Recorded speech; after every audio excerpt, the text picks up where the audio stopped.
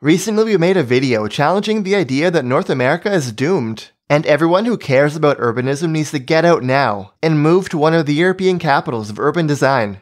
The video resonated pretty well, but there was one response that really stood out. Wait a second, didn't you guys abandon Ottawa for Montreal? Some people called us hypocrites for apparently jumping ship on a city when we told other people that they need to stay and fight. This was really surprising. Or at least it would have been if we didn't know the internet better.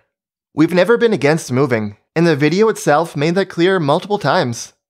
We don't think anyone has an obligation to stick around and fix their city when they know, given their life circumstances, that they'd be happier somewhere else.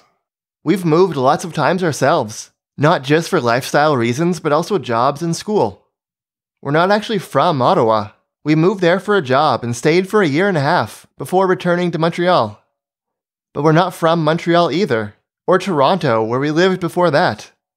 We actually both grew up well outside of cities, in small towns and rural areas, a context where you wouldn't really ever assume you're going to live there forever.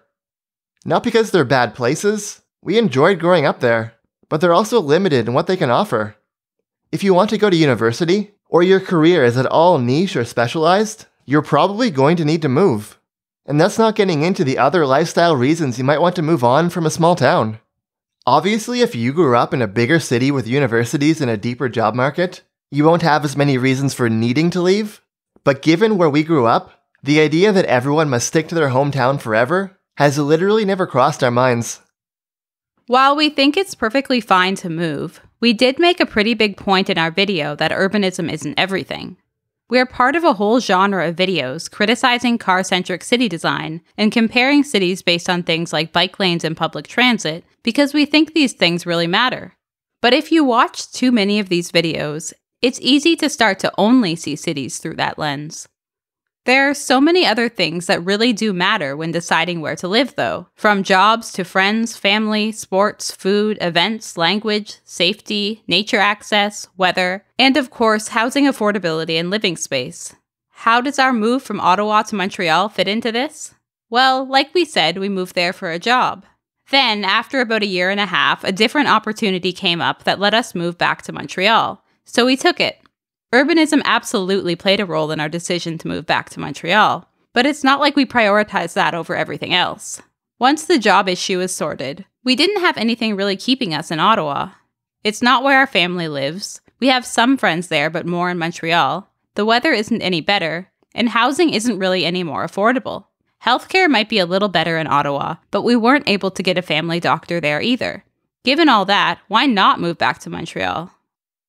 Given how much we like Montreal, you might be surprised to learn that when leaving Ottawa, we seriously considered a few other cities, including Toronto, but especially Halifax, Nova Scotia, where I used to live and where we've spent quite a bit of time visiting.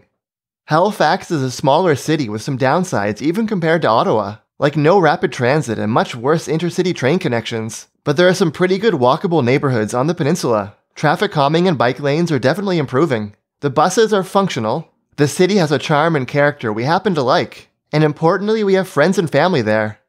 We were serious enough about moving that we started making plans and telling friends that we were going to move.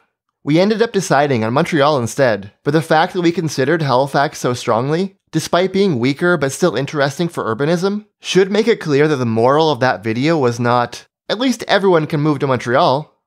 We talk about Montreal so much because it had a head start on a lot of this stuff. And because we live here and have a lot of footage. But the idea that Montreal is the only place in North America with interesting, livable, or promising urbanism seems kind of absurd to us. Some people responded to our video by saying, "But you live in Canada, things are different in the US." Sure, Canada is on average doing better. Our cities tend to be denser, and we don't have as many urban highways. But the US is a gigantic and diverse country with a population 10 times bigger than Canada and not too far behind the European Union. You're trying to tell us that there's nothing interesting or appealing when it comes to urbanism in the US? We can't speak for anyone else, but that's just not the case for us. We had a great time visiting Boston and Cambridge a few years ago, and the same goes with our more recent trip to San Francisco and Berkeley. Heck, we even enjoyed discovering urbanist things in places you might not expect, like Louisville and Indianapolis. While we haven't been there yet, DC seems really underrated. It has lots of neighborhoods with really good urban bones. And that's before even mentioning the density, walkability, and transit heavyweight of New York.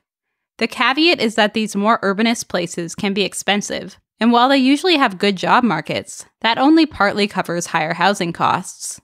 Making urbanism accessible and affordable is basically the challenge of our time, but there are rays of hope there too. Philadelphia and Chicago are relatively affordable, and they have lots of dense neighborhoods with the same basic form as Montreal. Minneapolis had some bad luck with urban highways, but it's making lots of exciting progress on bike infrastructure and densification. Lots of other channels have talked about the often underappreciated urbanism of smaller college towns. We can't speak for anyone else, but the US is an enormous place with lots of cities and neighborhoods we've enjoyed visiting, many of which we could see ourselves living in. Going back to us having abandoned Ottawa, while you might associate us with the city because we lived there for about half the existence of this channel, it's actually one of the places we've lived the least. Not exactly a hometown. But if we had a reason to, could we live there and be happy? Probably. We ended up living on a heavier traffic road than we expected. And after getting more experience with the city, we realized which neighborhoods and streets would fit us better. If we had any specific ties to Ottawa or reasons to stick around, maybe we would have just made a move somewhere else in the city. We had our frustrations with Ottawa, for sure, but we didn't see it as an unlivable hellscape that everyone must necessarily flee as soon as they can, especially if you had the ability to choose where in the city you live. Of course, that's our personal judgment. Maybe no place in Ottawa has what you're looking for. Maybe no place in North America has what you're looking for. Deciding where to live is a highly personal thing. We just think it's important to stress that North America is a massive place, with a ton of variation between cities and especially neighborhoods. We can criticize the problems of the average place in North America, while recognizing that averages don't tell you the whole story. If you take away anything from these two videos, hopefully it's this.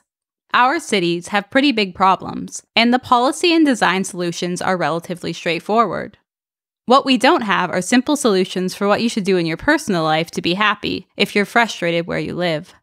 There's nothing wrong with moving to another continent for better urbanism, but it's not a simple solution. It's actually a very big leap, especially if you don't know the language or have citizenship or family ties. We're not trying to discourage anyone from making this leap if it makes sense to them, but we recognize that it's never going to be practical or possible for most people, and it's not why most people watch Urbanist YouTube. Most people watch Urbanist YouTube to identify problems and find solutions where they currently live. When they do move, it's more likely to be within their city or at least their country instead of crossing an ocean. Thanks for watching through to the end of the video. Like we said in the last video, don't forget to like and subscribe for more ever makes sense given your personal circumstances.